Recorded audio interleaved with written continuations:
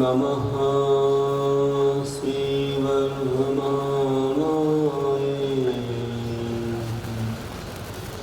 निर्भूतकल्लात्मने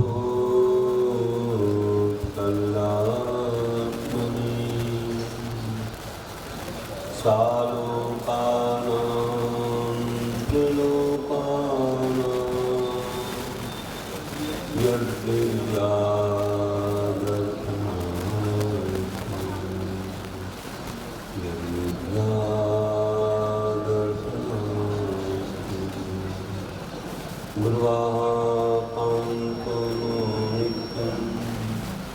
ज्ञानदर्पणनायका सायकानो गम्भीरा मोक्षमार्गोपदेशिका।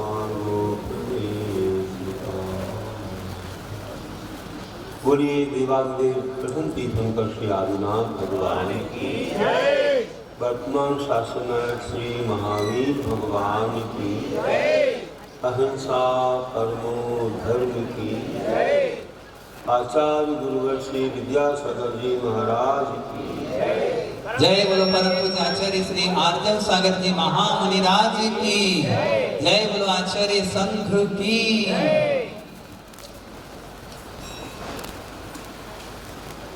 श्रद्धालुओं, आज कार्यक्रम ज़्यादा है, इसलिए प्रवचन थोड़ा कम चले।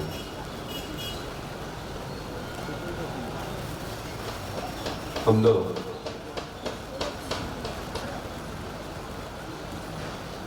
ध्यान के विषय में भावनाओं का कुट लगने से कैसे ध्यान मंगलमय होता है और मन को रमाने के लिए भावनाओं का आलंबन जरूरी है। भावनाएं बहुत प्रकार की होती हैं। हमने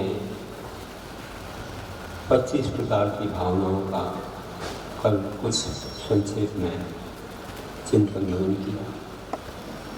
16 भावनाएं भी मध्याह्न काल में थोड़ी बतलाई है। सरवार सिद्धि के समय और आगे आने वाले महापर्व में हम प्रतिदिन उन्हीं के बारे में सुनने वाले हैं।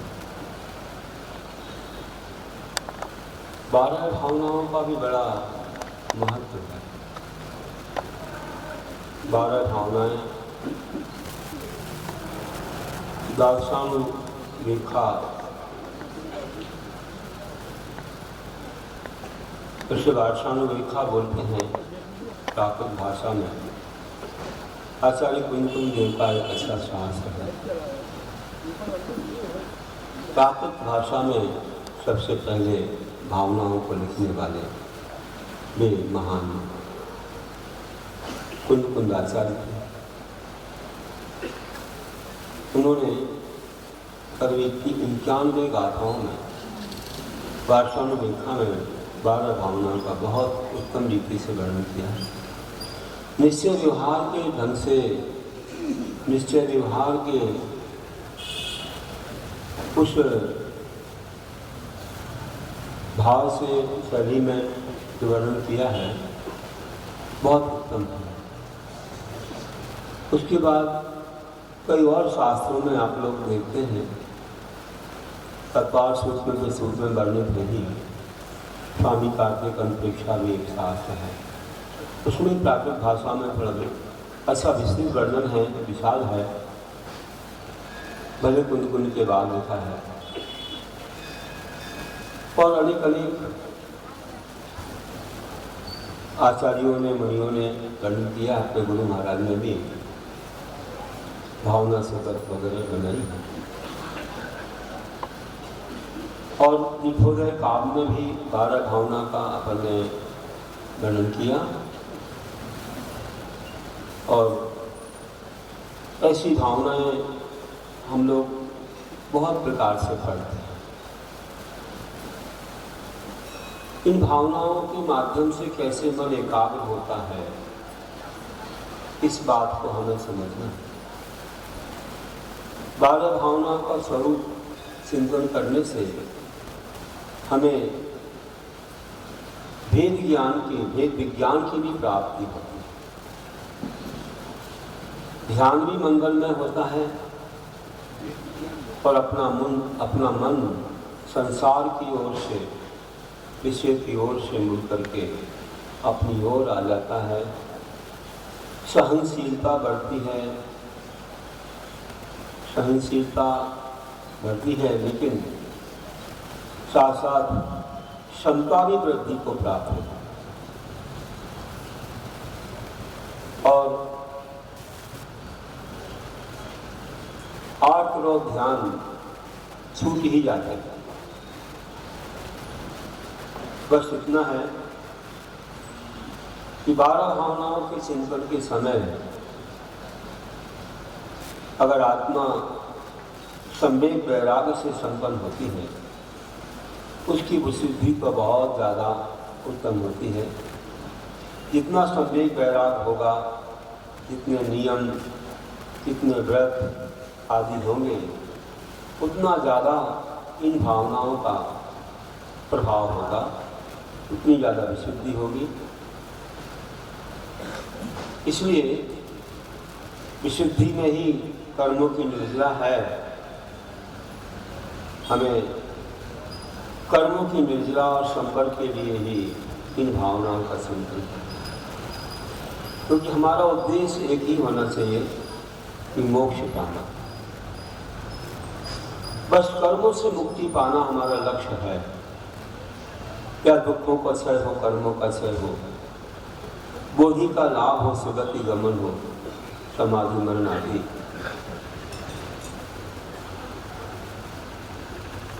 भगवान के गुणों की प्राप्ति हो, इस भावना से ये भावनाएं निकल जाती हैं।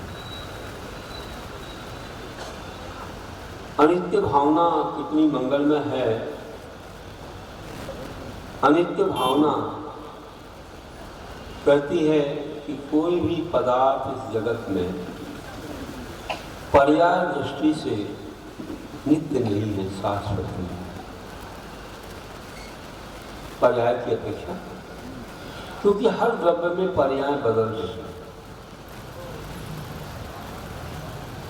वैसे कहें तो द्रव्य कभी मिटता नहीं है, द्रव्य शाश्वत है।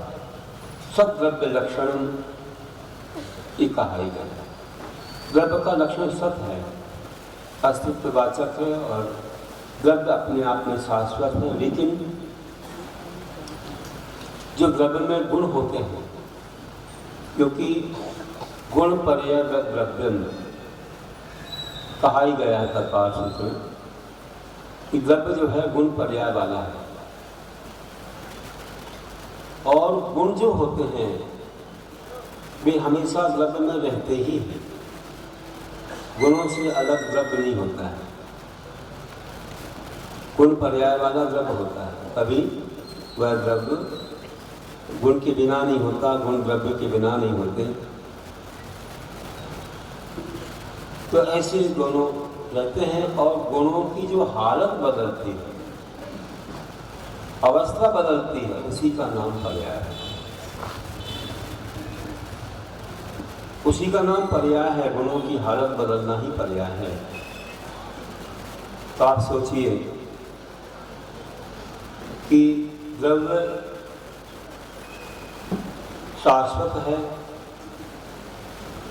गुण भी उसमें हमेशा रहते हैं, लेकिन गुणों की हालत बदलती रहती है। जैसे वर्तमान में कोई मिथ्यादर्शी हो तो उसके गुण कैसे रहेंगे? उसका ज्ञान मिथ्या ज्ञान है, दर्शन गुण मिथ्या, दर्शन गुण चार भी मिथ्या। और वही सम्यक दृष्टि बन गया तो उसका ज्ञान सम्यक बन गया।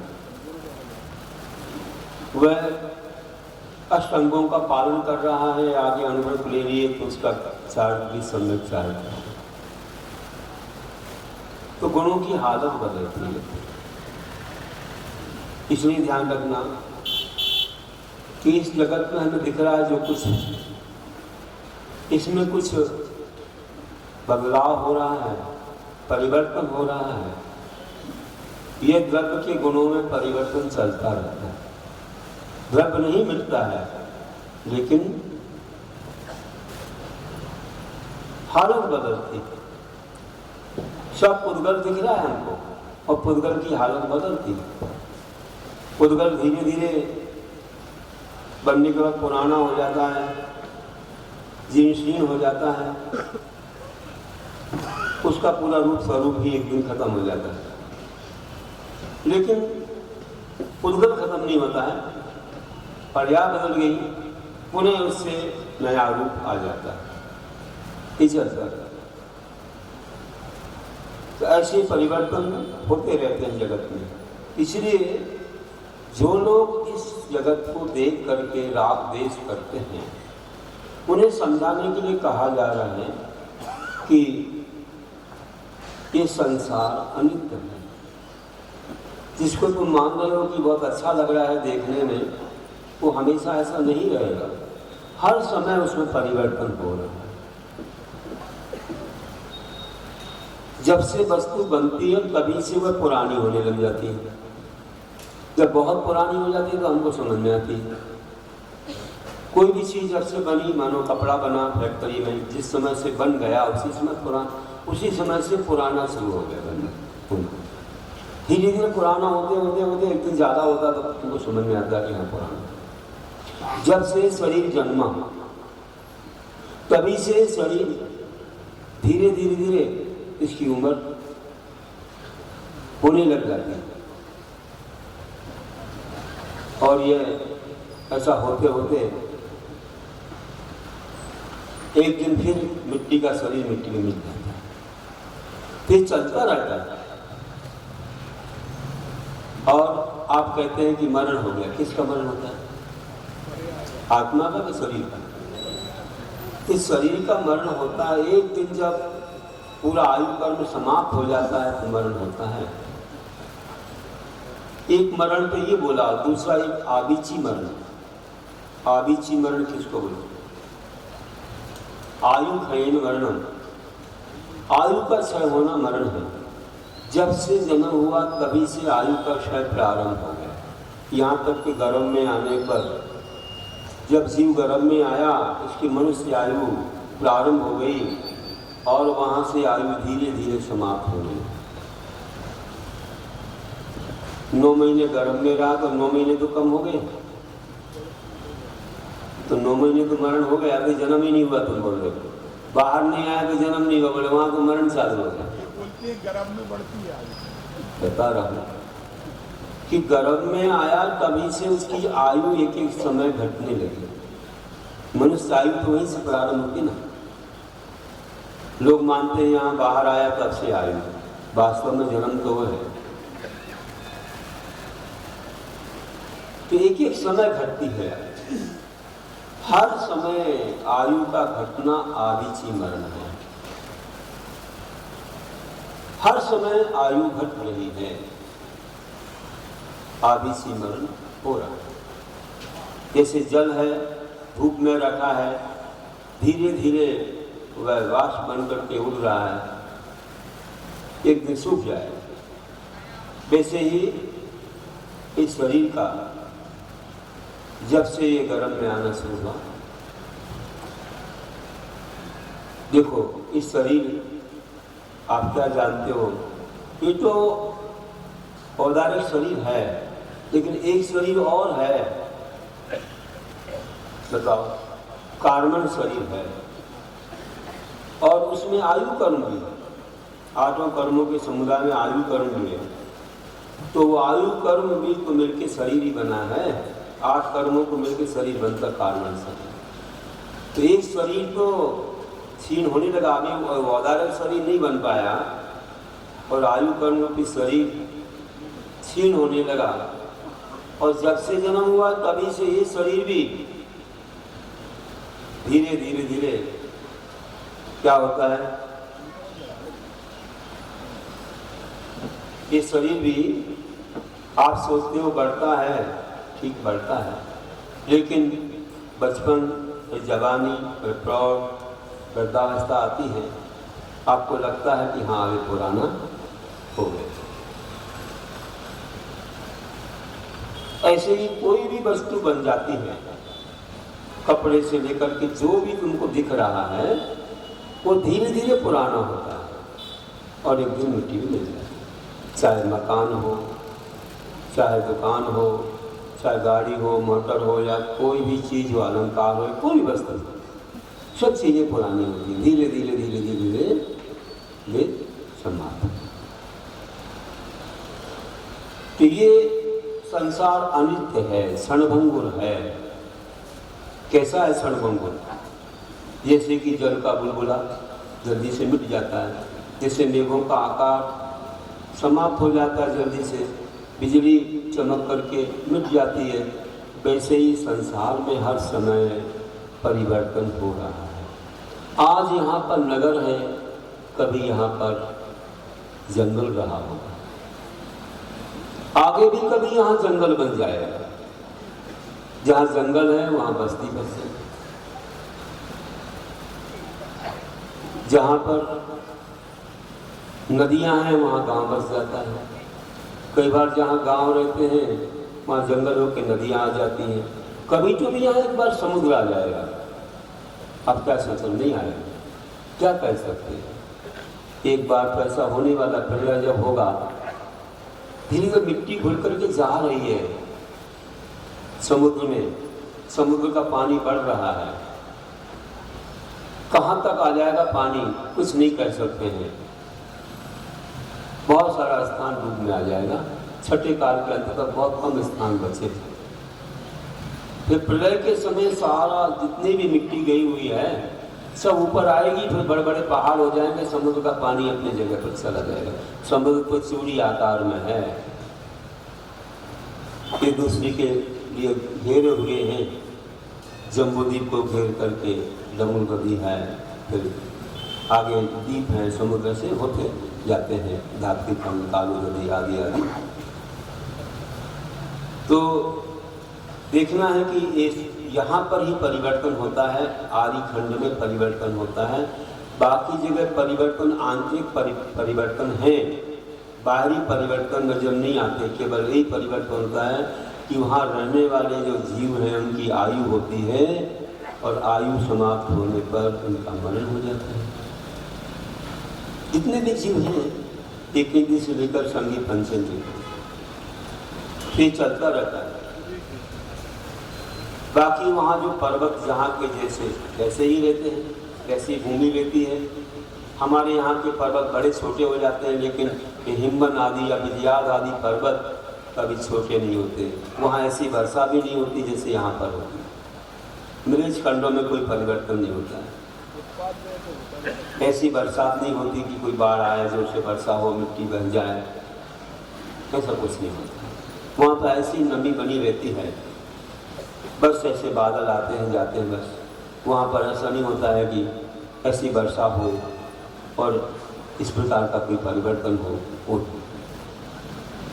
ये सब आर्य खंड में, भरत क्षेत्र के आर्य खंड में चलता रहता है। छठकाल परिवर्तन, षटकाल परिवर्तन जो भरत ऐरावत क्षेत्र में, तो वहाँ भी परिवर्तन है, लेकिन दूसरे प्रकार का परिवर्तन है, आंतरिक परिवर्तन होता है। चलिए, तो हम जिसमें रागद्वेष कर रहे हैं वो सब चीजें शाश्वत नहीं हैं। वे चीजें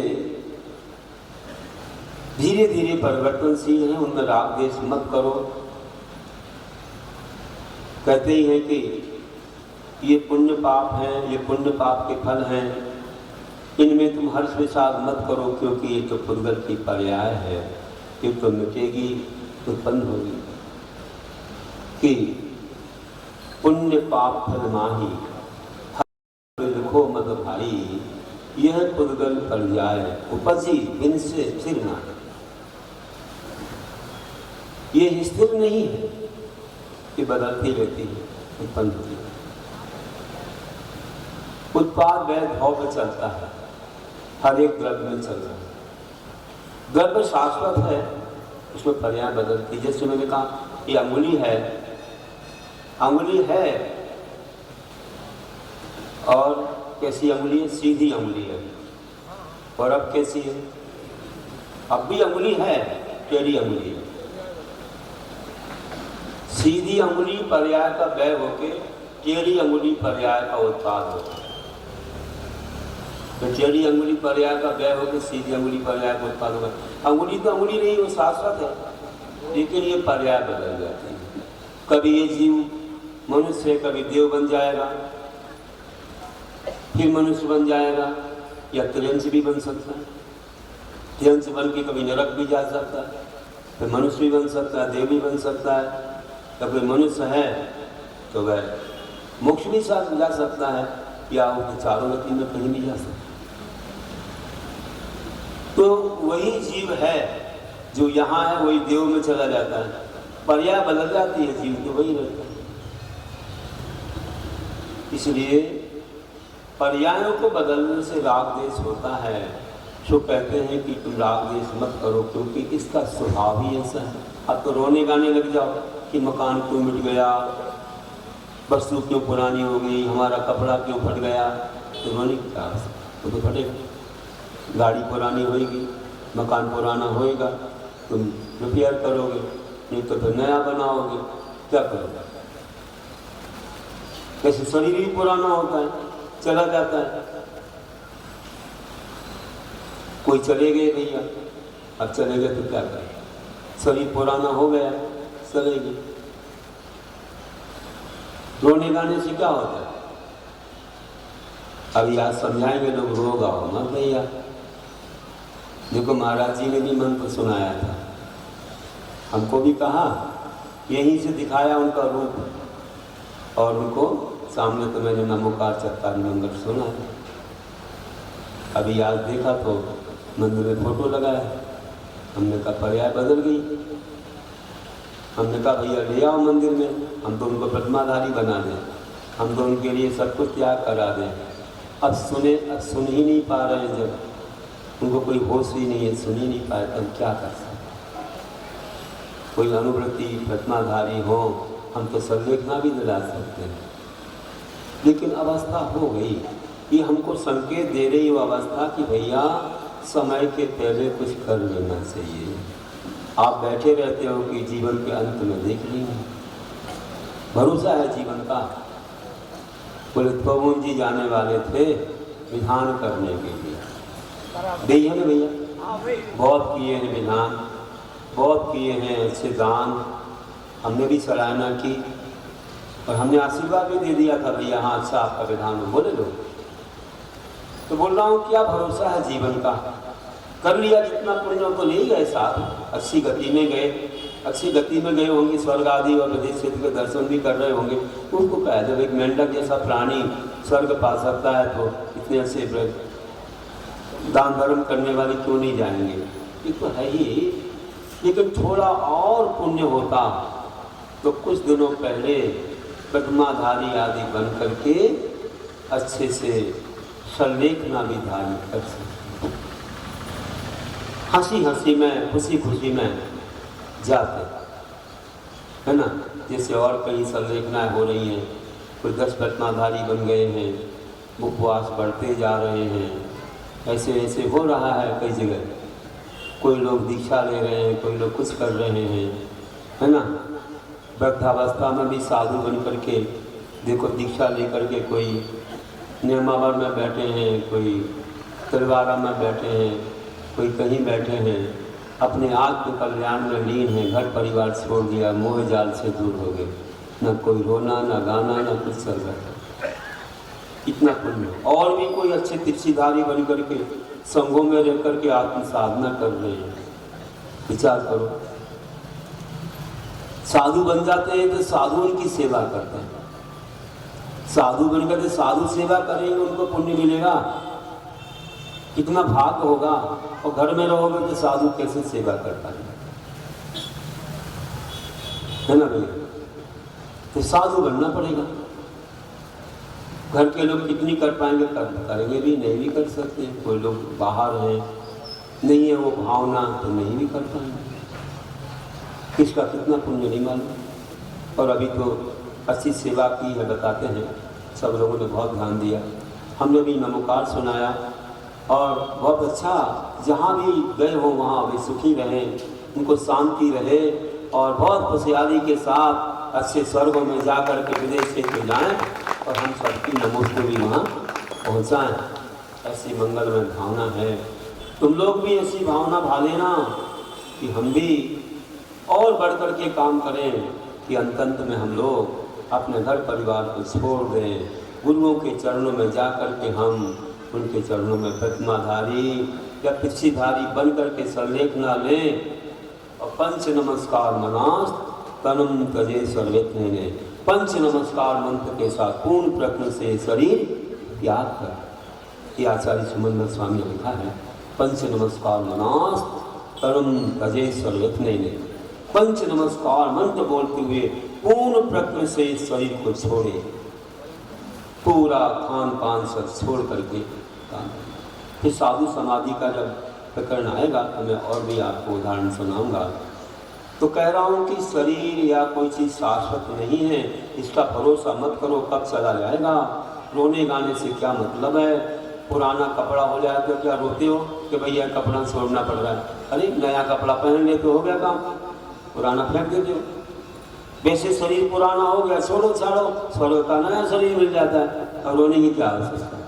जिनको मालूम नहीं वे रोते रहते, हम कहते कोई रोना मत। अरे उनको नया शरीर मिल गया भैया स्वर्गों का, उन्होंने अच्छा धर्म कर्म किया है, स्वर्ग में चले गए, आप क्यों रोते गाते। खुशी मनाओ, मरण महोत्सव भारी मनाना चाहिए।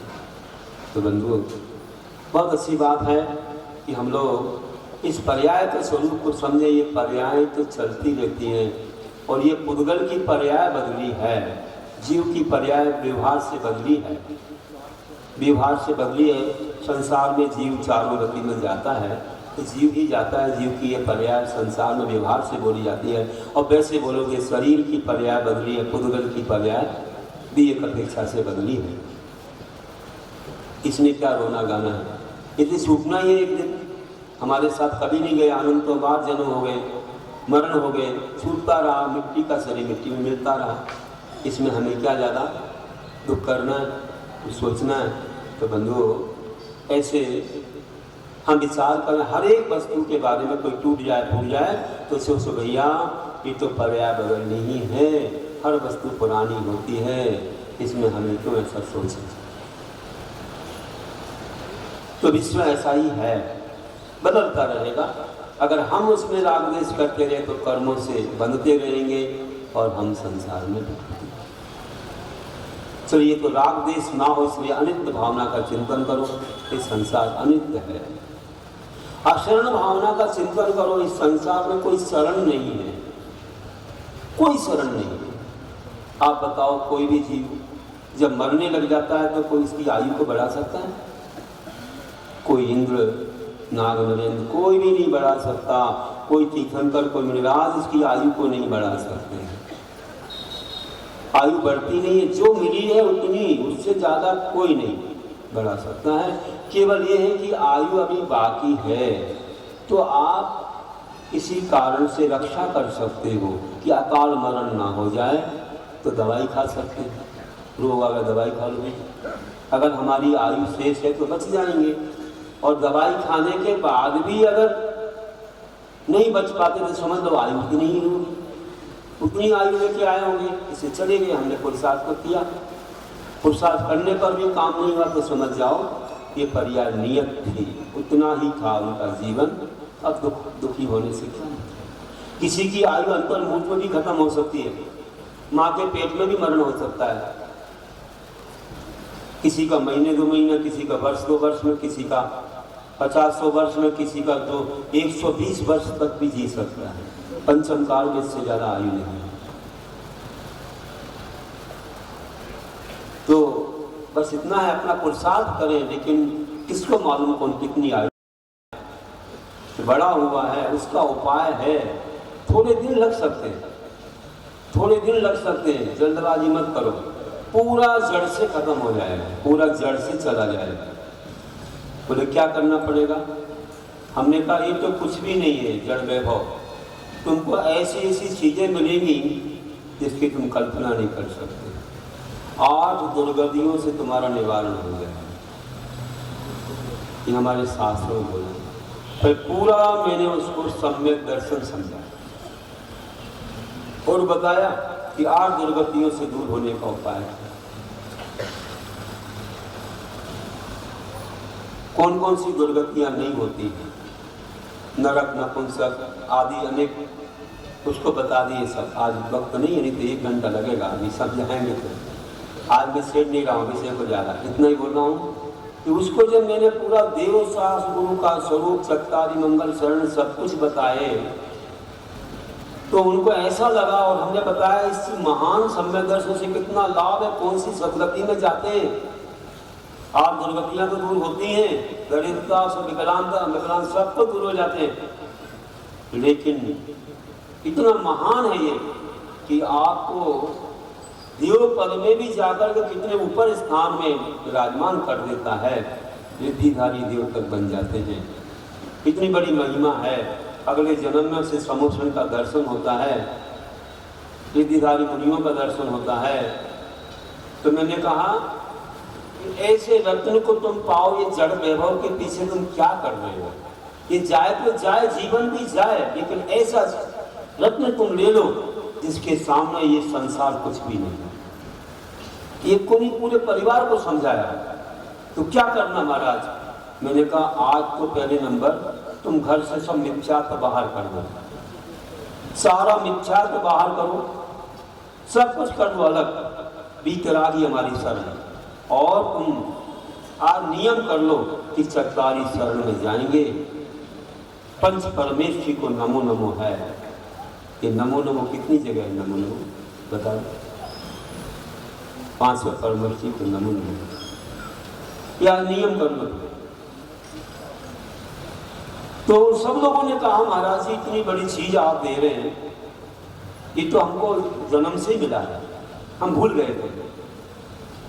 जैसा आपने कहा वैसे ही करेंगे। और उन्होंने इतनी श्रद्धा के साथ पूरा नियम ले लिया और घर जाकर के पूरा घर पवित्र कर दिया, पूरा जाकर के सब निकाल दिया, जितना भी मिथ्यात्व था सब निकाल के, और बिल्कुल इतना हल्केपन का अनुभव किया। और आए मेरे पास, बोले महाराज जी अब चाहे धन जाए, चाहे सब कुछ चला जाए और हमारा शरीर भी चला जाए, मुझे कोई परवाह नहीं। आज जो आनंद हो रहा है, जो आपने मुझे रत्न दे दिया है, इतना आनंद हो रहा है कि इससे बढ़कर की कोई चीज नहीं। संकल्प लिया कुछ भी हो, ऐसा बना लिया जीवन। अब क्या हुआ? हमने कहा अभी भी जाएगा, चिंता नहीं करो। देखो हम ऐसा नहीं बोलते ना हम तुम्हारा कुछ कर रहे हैं ना भगवान, तुम्हारा पुण्य ही करेगा। जो पाप को निकलने में समय लगेगा, अब तुमने किया है वो उपक्रम, अब पुण्य बढ़ेगा, अब पाप से होगा। मिथ्यात्व चला गया। वास्तव में थोड़ी दिन लगे। कितने दिन लगे?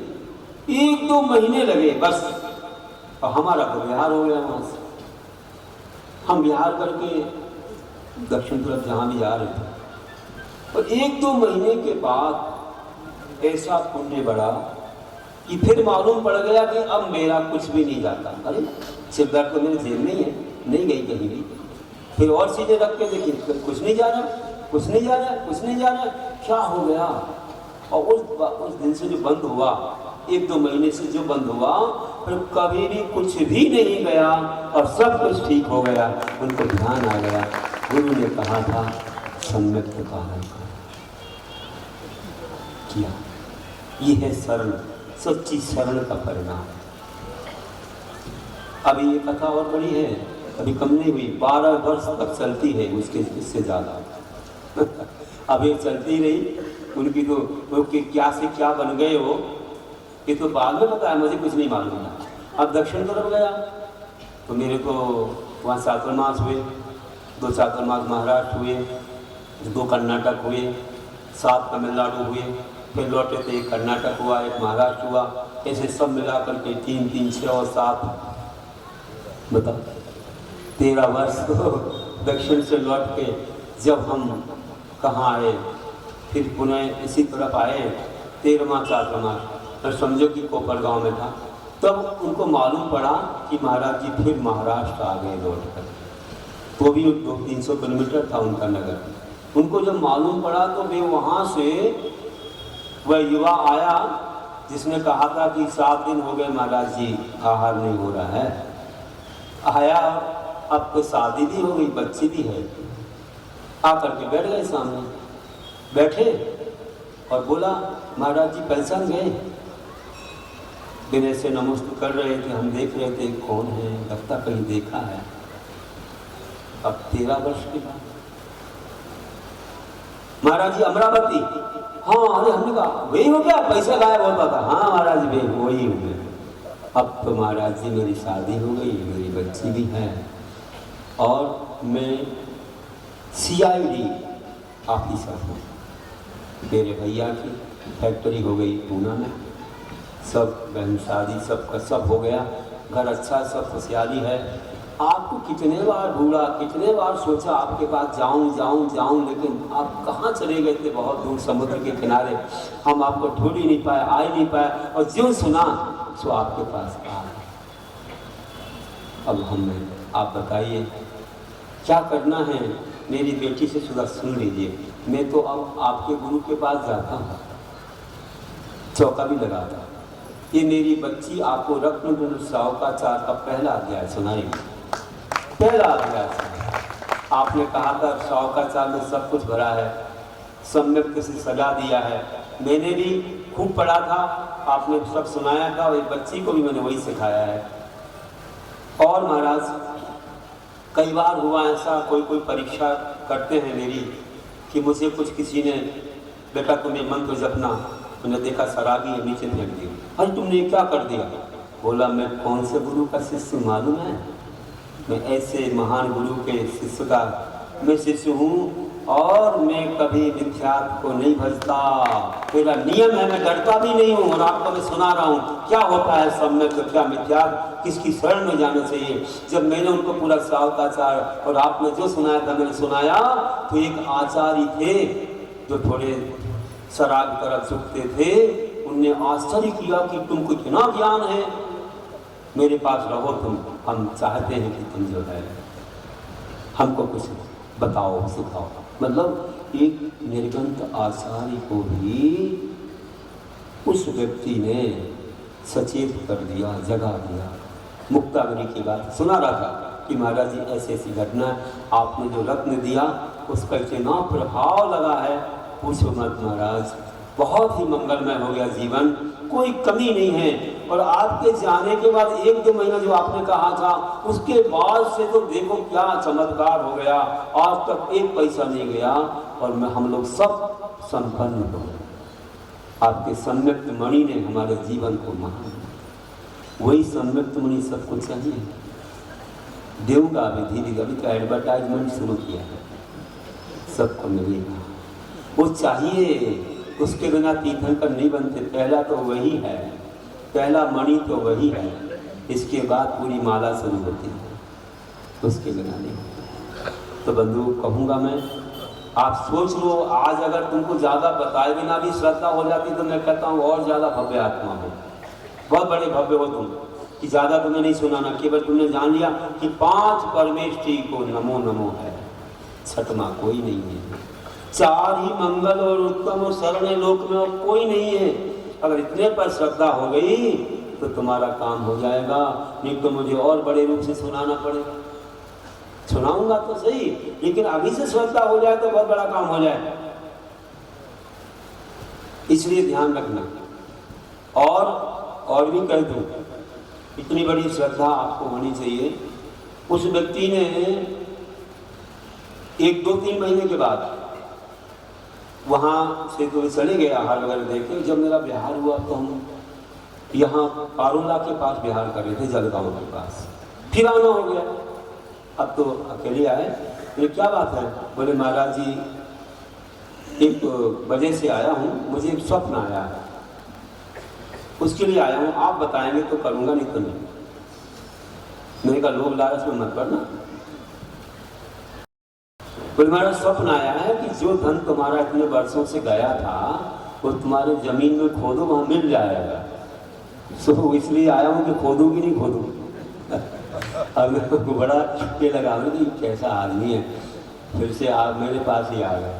तो मैंने उसको कहा तेरे पास क्या कमी है, कुछ कमी है क्या? बोले कोई कमी नहीं है। हमने कहा क्या मोह क्या राग करना है? लोभ में मत पड़ो, लोभ में मत पड़ो। अगर किसी ने चुराया है तो चोर को स्वयं समझ में आना चाहिए, अपन को सबक देना चाहिए, ऐसा नहीं करेंगे। बिल्कुल सही घटना है, ऐसा उसने कहा। तो मैंने कहा तुम तो ये बोल देना कि जहां से गए वहीं आ जाओ, हमको नहीं चाहिए, वो तो हमको मिल चुका है बहुत सारा, उससे कई गुना हमारे गुरु के आशीर्वाद से मिल चुका है। कहाँ से आ गया है? मेरे पुंज में कोई कमी नहीं है, मुझे नहीं करना है। तो साफ कहते हैं मत करना, मत करना, ऐसे बोलते। फिर क्या किया नहीं मालूम, लेकिन मैंने तो कह दिया नहीं करेंगे। उसके बाद भी आए एक दो बार, और भी कई बार आते हैं। ऐसे भोपाल में भी देखा था, आए थे, और भी कोई जगह सो आते हैं। तो बता रहा हूँ कि देखो कितना बड़ा प्रभाव होता है। और मैं और कई उदाहरण है मेरे पास, सुनाऊंगा कि कितने इस मंत्र के प्रभाव हैं, कितने प्रभाव हैं। चलो एक और सुना देता हूँ। तमिलनाडु में पौंडरमलई जो है, आप जानते कुंद कुंद आश्रम जहाँ 84 पावन ग्रंथ लिखे, ऊपर चरण भी है, गुफाएं भी हैं। उससे सीधे उत्तर दिशा में 3 किलोमीटर का एक गांव है। घूम के जाओ तो 7 किलोमीटर जाओ, गर्मी में सूख जाते खेत तो सीधे चले जाओ। एरम्बूर पीछे पौंडूर गांव है, सामने बंगारा में आगे जाओ तो बदवासी है, इस तरफ जाओ तो छेदपेट है, सब तरफ गांव ही गांव। हम तो अब 7 वर्ष रहे तो बहुत सारे गांव के नाम सब मालूम। तो वहाँ हम बार बार जाया करते थे, क्योंकि वहाँ से हमारे संगे महाराज भी बने थे, उस गांव में जाते थे। तो वहाँ एक नैनीनाथ शास्त्री हुआ करते थे, उनका नाम नैनीनाथ था। तो वहाँ के लोग सुनाते थे, महाराज जी आप इतनी सम्यक दर्शन की बात सुनाते हैं, हमको भी सुनाते थे नैनीनाथ शास्त्री। क्या सुनाते थे?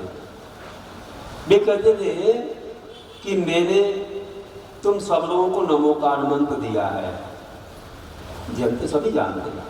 नमोकार मंत्र फेरा करो, इस पर श्रद्धा रखा करो, कभी भी कोई डर नहीं लगेगा। साथ ही आस्था से फेरोगे तो कई विघ्न बाधा करने वाले तुमसे दूर भाग जाएंगे। और एक बार की बात है महाराज, एक व्यक्ति आता था, कुछ सिद्धि किए था। वो विमान में देवी देवता लिए रहता था, घर घर के सामने जाता था। और जो ही ये मोहल्ला आता था, अपना मोहल्ला आता था नमोकार पढ़ने वालों का, सो वो बाजू के रास्ते से निकल जाता था, उस मोहल्ले में प्रवेश नहीं करता। और जो उसको मानते थे वहां जाता था। तो अगर किसी को बोले कुछ लाओ, बोले हमारे घर में कुछ नहीं है, इतनी सिद्धि थी उसके पास, बोला देखो अलमारी में वहाँ ये रखा हुआ है, तो बोले कुछ नहीं है, वहाँ रखा है, ला के दे दो। लोग डर जाते थे, तुरंत ला के दे देते, ऐसे उसके पास कुछ था। तो फिर उसको बोला, लोग सुना रहे थे, उसको किसी ने बोला कि आप यहीं आते तो वहां क्यों नहीं जाते हो? वे लोग भी तो रहते हैं वहां जाया करो ना, वहां नहीं जाते हो, हम ही लोगों के पास आते हो। तो उसने क्या बोला, भैया वहां जाने से मुझे कुछ नहीं मिलेगा, मैंने जाके देखा है हमारा देवता उनके घर में प्रवेश ही नहीं करता है। क्या मालूम कौन सा जाप देते हैं वे लोग, हमारा देवता उनके घर में नहीं जाता है कि देख करके आ गया है कि वहाँ क्या रखा है। बताओ, इस सच घटना नैनीनाथ शास्त्री ने उनको इतना ग्रहण किया था, और भी कई संदर्भ उनके इतना ग्रहण किया था कि कोई भी व्यक्ति इस मंत्र को छोड़ करके कहीं दूसरी तरफ नहीं देखता था, ऐसी शरण में जाते थे। इसलिए कोई भी उनके घरों में ऐसी बाधाएं नहीं होती थी। आजकल तो लोग ये तो बाद में पढ़ते हैं, दूसरे ज़्यादा पढ़ते रहते हैं, मिथ्यात्व में भटकते रहते हैं। ये तो हमारा ही, हमें मालूम है कुछ नहीं।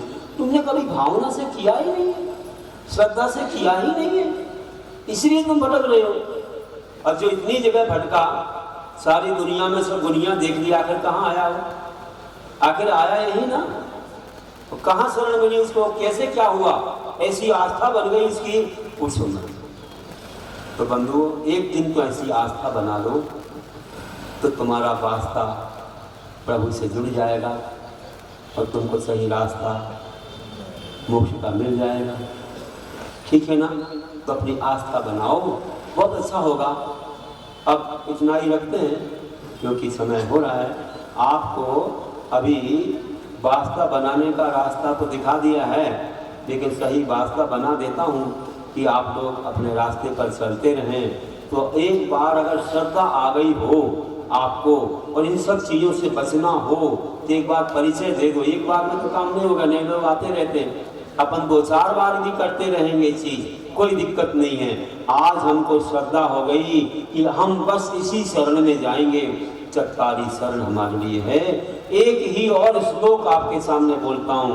शांति सागर जी महाराज जी जब शिखर जी जा रहे थे, किसी पंडित ने कहा कि कुछ रख लो यक्षिणी, वहाँ पर ऐसे लोग मिलेंगे, कुछ बाधा होगी। उनने क्या कहा, हे पंडित तू लगता सम्यक दृष्टि नहीं है, क्या लिखा आगम में, क्या कहते पूज्यपादाचार्य दर्शन पाठ में बोलते हो, समाधि भक्ति में लिखा उन्होंने, नहीं चाहता नहीं चाहता नहीं चाहता जगत रे दीतराघात करो देवो न भूतो ना नहीं है, रक्षक नहीं है, रक्षक नहीं है, रक्षक तीनों लोगों तीनों कालों में ना भूतो न भविष्यति बीच राग करो देव, बीच राग देव को छोड़कर अन्य कोई मेरा रक्षक नहीं है, नहीं है, नहीं है, ना था और ना होगा। वो हमारे साथ में है, हमारे बीच राग भगवान। अब मेरा क्या बिगाड़ हो सकता, जो होगा कर्मों से होगा, मुझे कहीं नहीं जाना है। बस आप आज हाथ जोड़ो, परिचय दो, फिर मैं आपको कहूँ अंत में यही कहता हूँ कि मिथ्यात्व से अनुराग करके सत्य पाना चाहते हैं। अब आप याद कर लेना और बार बार बोलूंगा तो याद हो जाना चाहिए कि मिथ्या से अनुराग करके सत्य पाना चाहते हैं, मिथ्या से अनुराग करके सत्य पाना चाहते हैं, विपरीत मार्ग पर चलकर निरंतर लक्ष्य पाना चाहते हैं। देखो विरोधाभास कितना है उनके जीवन में, कुछ ऐसे लोग हैं, देखो विरोधाभास कितना उनके जीवन में कि नीम के लिए बीज बोकर आम पाना चाहते हैं, नीम के लिए बीज बोकर आम पाना चाहते हैं। हाथ जोड़िए, आप अपना परिचय दीजिए। अच्छा, हाथ जोड़ो और हम भावना भाएं कि हे प्रभु, आज हम ऐसे महान शरण को और ऐसे पंच परमेश्वरी को प्राप्त करते हैं जिनके माध्यम से मुझे स्वर्ग जाकर के विदेश क्षेत्र में साक्षात तीर्थंकर का दर्शन इस जन्म के बाद मुझे भावना है कि पक्का होना चाहिए। और मैं अगर ये